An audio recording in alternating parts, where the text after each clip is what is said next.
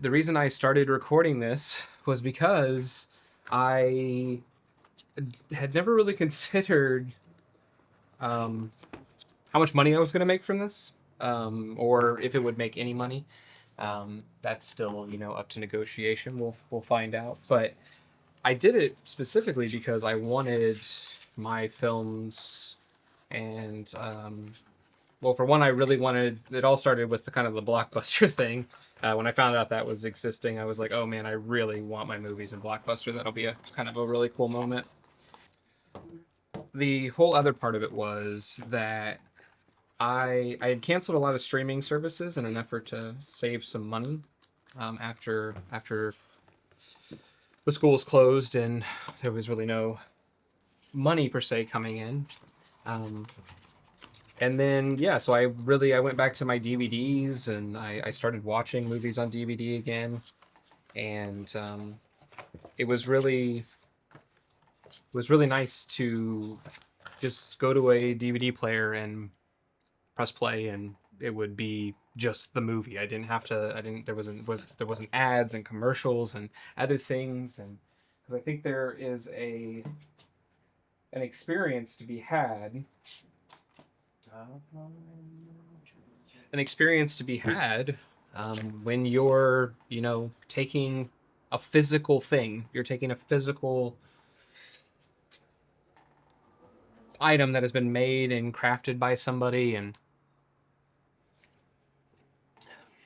to yeah, it's exactly how I want you to see the film. I want you be able to share it with it. But going back to the money aspect of it, I think that the the discs. I'm not going to incorporate any of my labor into this because I would never be able to get out of that kind of debt. uh, it's all been a labor of love in that capacity. But the actual money aspect of it, the discs cost about $2 to for the manufacturing cost. These little boxes are about 50 cents, and an envelope would be a quarter or whatever. So a disc costs about 275 um, in that capacity, I suppose. And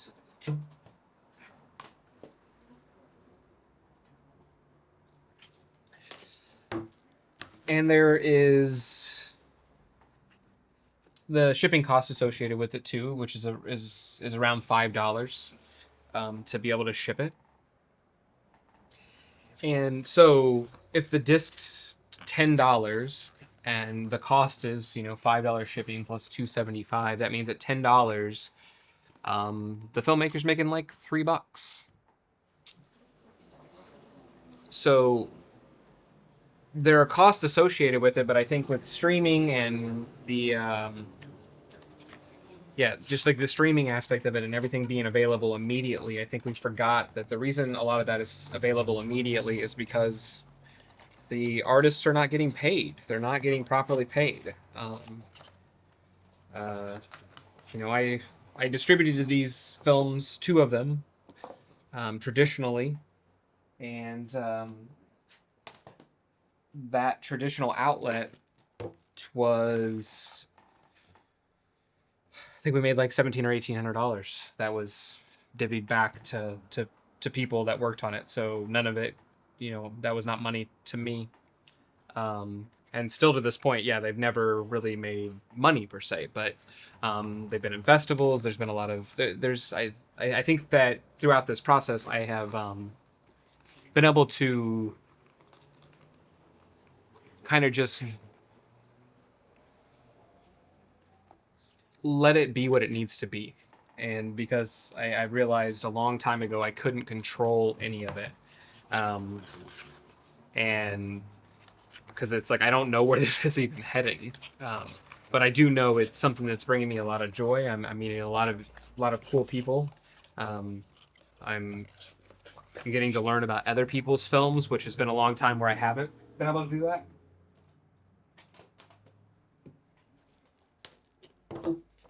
And that is in itself, I think, yeah, is great. It's very rewarding, and So I think being a filmmaker and everything, I basically was able to, I guess, realize the importance of just being present. As an artist, it's like it's the way you see the world, and like these movies are ways that I see those situations, those worlds, and I think that if which one? I think that if we slow down a little bit, then we're able to be a little bit more present and see things a little bit differently. And I think that's what's special about filmmaking and about photography and any of these kind of like creative arts, that they are they allow you a freedom to see things that a lot of people don't see. And that might be why we fight. That might be why we're always, kind of at odds with each other. Because I think in our heart of hearts, we want to be there for each other. We want to help each other out. But if you're also struggling, it's hard to help somebody else out. It's that whole, put on your oxygen mask first situation.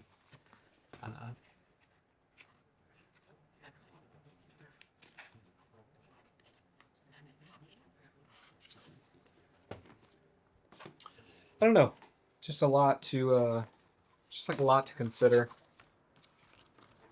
when you're being present. The day is a little slower, and I think the only way to do that is to de-tech a little bit, de-tech your life. All the streaming. I love that this doesn't require any kind of internet connection. That makes me very happy.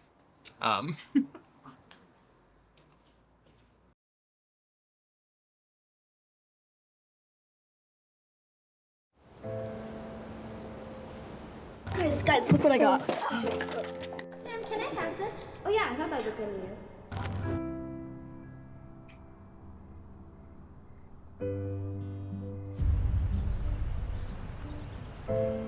Thought we would have more time. I wanted him to come and see me.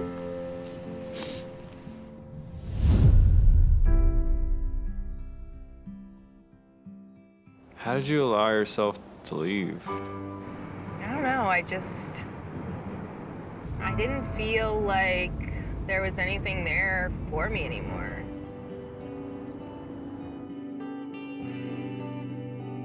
You don't have any stories? Anybody we went to high school with? Well, I try to avoid everyone from high school, so literally every time I see someone out, I just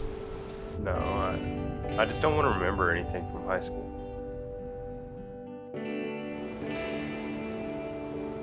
Sometimes it's happy memories and I'm laughing out loud, and then other times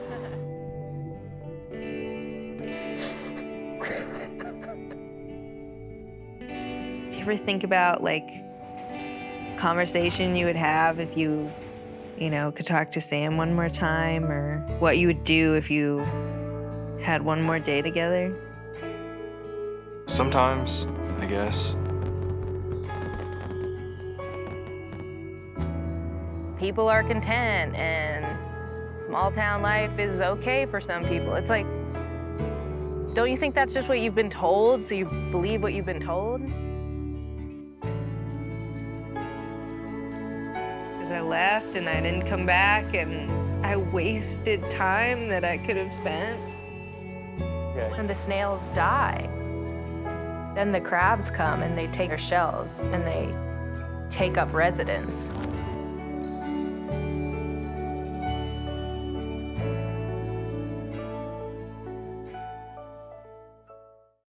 Thank you so much for stopping by my studio. If you'd like to support what I'm working on, you can head over to bronsoncreative.us and pick up a copy of the movie. You can also stream it over there.